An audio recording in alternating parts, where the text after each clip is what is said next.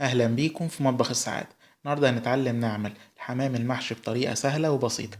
أول حاجة هنجيب الحمام بالشكل ده، وبعد كده هنبتدي نغسله كويس ونرش عليه ملح من بره ومن جوه، ونسيبه في الملح 5 دقايق، وبعد كده نبتدي نغسله تاني بالشكل ده.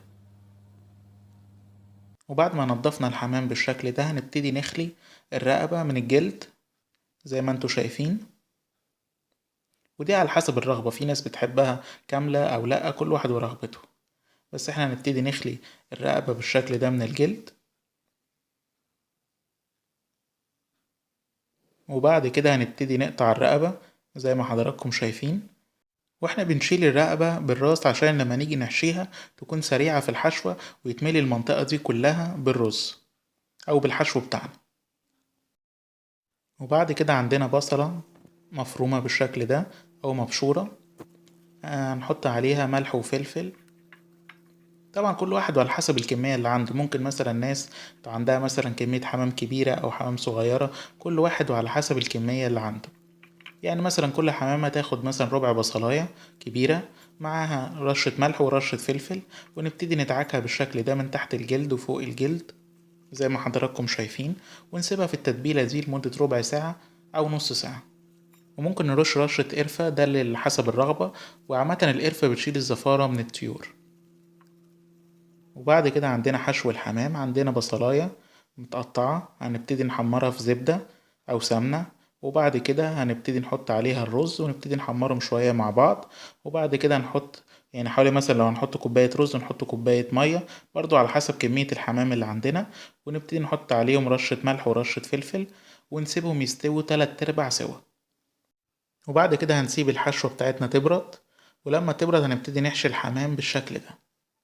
برضو ما نحشوش قوي عشان ما يفتحش معانا في الحلة، نحشيه بالقدر المعقول زي ما حضراتكم شايفين بنفس الطريقة دي. وهنحشي جوه البطن بالشكل ده كويس، وندخل صباعنا جوه كده لغاية ما كل الحشوة بتاعتنا تخش جوه.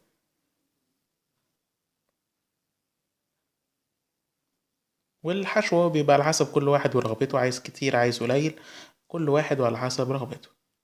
واهم حاجة واحنا بنحشيها بالشكل ده ندخل صباعنا جوه لغاية ما كل الحشو بتاعنا يوصل لغاية الاخر، ومن عند منطقة الرقبة هنبتدي نحشيها بالشكل ده. ما نحاولش نكتر قوي عشان ما تفتحش مننا وهي بتتسلق زي ما حضراتكم شايفين. وبعد كده عندنا من المنطقة اللي قدام هنبتدي نفتح بايدينا، ندخل صباعنا جوه لغاية ما يعني نعمل مجال ان احنا نقدر نحط فيه الحشو بتاعنا زي ما حضراتكم شايفين. ونبتدي نحشيها، برضو ما نحشيش قوي عشان الجلد ما تقطعش واحنا بنسلقها. وبعد كده هنمسك الحمامة بتاعتنا، نحط الكبد والقوانص او القلب نحطه، يعني نسد بيه الفتحة بتاعة الحمامة بالشكل ده، ونمسك رجل الحمامة وندخلها في المؤخرة بتاعتها زي ما حضراتكم شايفين. والرجل التانية هندخلها تحت الرجل الأولانية، يعني يبقوا عكس بعض زي حرف الإكس بالظبط زي ما حضراتكم شايفين، واحدة عكس التانية. وفي الآخر ده الحمام بتاعنا بالشكل ده.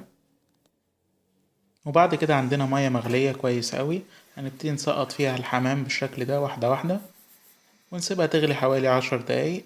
ولو طلع فيه ريم على الوش نبتدي نشيله.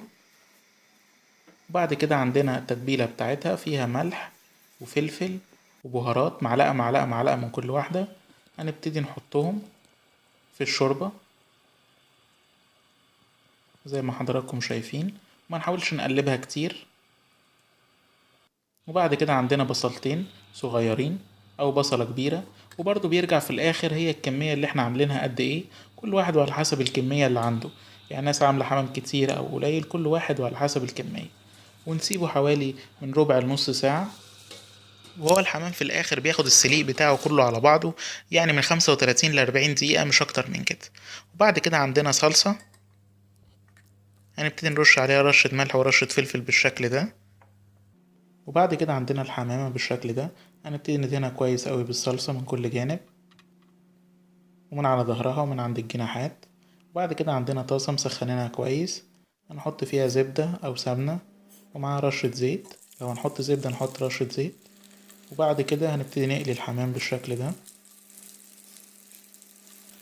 وبرضو على حسب رغبة كل واحد، في ناس بتحب محمر قوي او لا. اتمنى حضراتكم تجربوه وان شاء الله ينال اعجابكم، وانتظروا المزيد على مطبخ السعادة. بتمنى الفيديو يكون عجب حضراتكم، ولو عجبكم ما تنسوش لايك على الفيديو واشتراك في القناة، وممكن تتابعونا على مواقع التواصل موجودة أمام حضراتكم. وإلى اللقاء إن شاء الله في فيديوهات جديدة على مطبخ السعادة.